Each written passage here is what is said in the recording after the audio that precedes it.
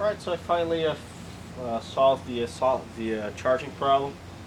It was the voltage regulator, and the reason I found that out is because the car has to have a bit extra voltage to compensate for the voltage drop. So regardless of the condition of the battery, if the generator is charging, I should have a bit over 12 volts at idle, and especially and a little bit more up to 14, over 14 volts, or even up to 15 volts at about 1,500 RPM. Or if the so as long as it's accelerating a bit more, you can use the voltage voltmeter to check the voltage, and I was below 12 volts. So that told me that either the generator isn't charging or the voltage regulator isn't working properly. So I disconnected the generator, and sure enough, it was fine. We had over 30 volts at idle, about 30 volts at idle. So that told me that the voltage regulator should be the problem, and which is funny and a bit confusing because it's supposed to be brand new. So I opened it up, and it turns out it wasn't adjusted. So the voltage regulators, they have adjustments for the voltage, for the current, and for the when the point's open. So I don't know if either they don't come factory regulated or somebody tampered with it. So at any rate, the adjustments are fairly simple. You tighten the voltage regulator and the current regulator relays until it's satisfactory. So with the voltage, for the voltage regulator, you just keep tightening the screw, or some of them you actually have to loosen the screw and push it down by hand, then retighten the screw, and then you see what's the voltage. And basically, I don't have a tachometer or tachometer, I should say tachometer. That's how you spell it. But the tachometer. So manual actually says you have to test it at about, depends on the car, but you don't usually test it at idle. But I have now over 12 volts at idle. So I have about 12.6 volts with lights, headlights, everything else off, and pretty much 12 volts at very low idle with everything on. So lights, I turn the lights on, turn the blower motor on,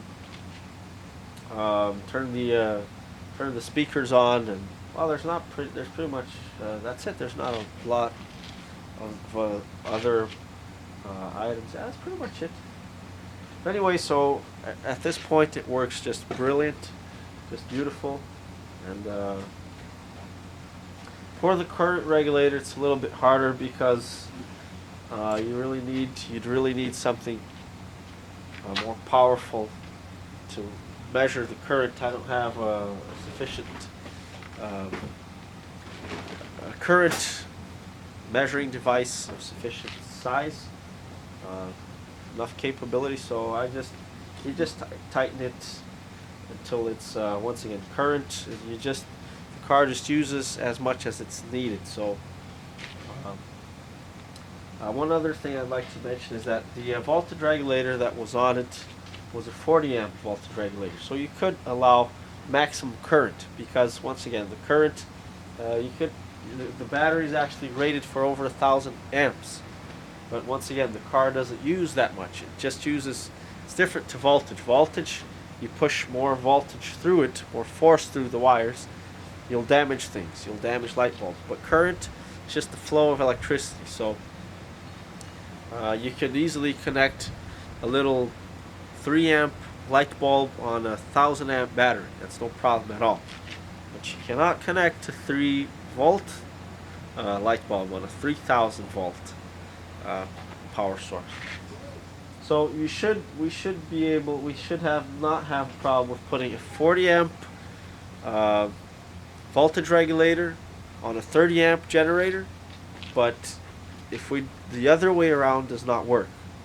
So basically we can put a heavy duty voltage regulator on this car, but if I put a 30 amp voltage regulator for a system that outputs that uses 40 amps, then we're gonna damage the voltage regulator, or more precisely the current regulator of the voltage regulator. Once again, remember, voltage regulator is just one name that is kind of wrong. It is wrong, because the whole thing is usually called voltage regulator, but I just tend to call it regulator, just regulator, electric regulator.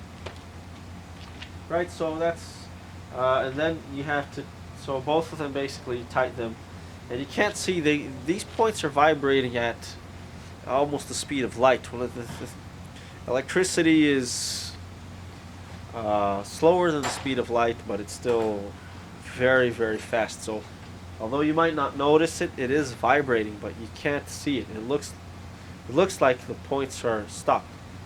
But if you actually turn the screws on the voltage regulator, I might show this in another video if I have the time. If you turn the screw, you will see an immediate change in voltage. So that's sort of what I aimed for. And then you just keep tightening it to increase the voltage, and you loosen it to decrease the voltage. Well, that actually depends on the regulator itself.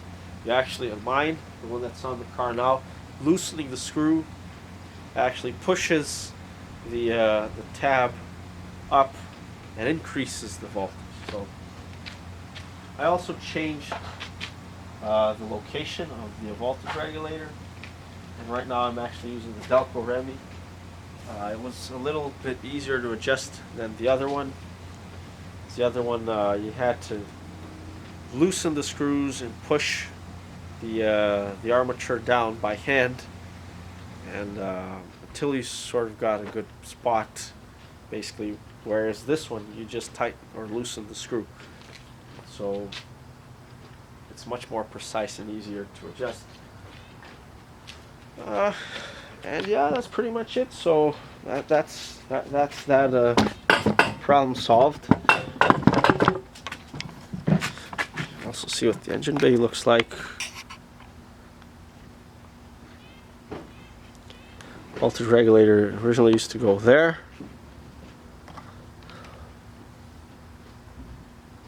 Let's see if this camera will adjust.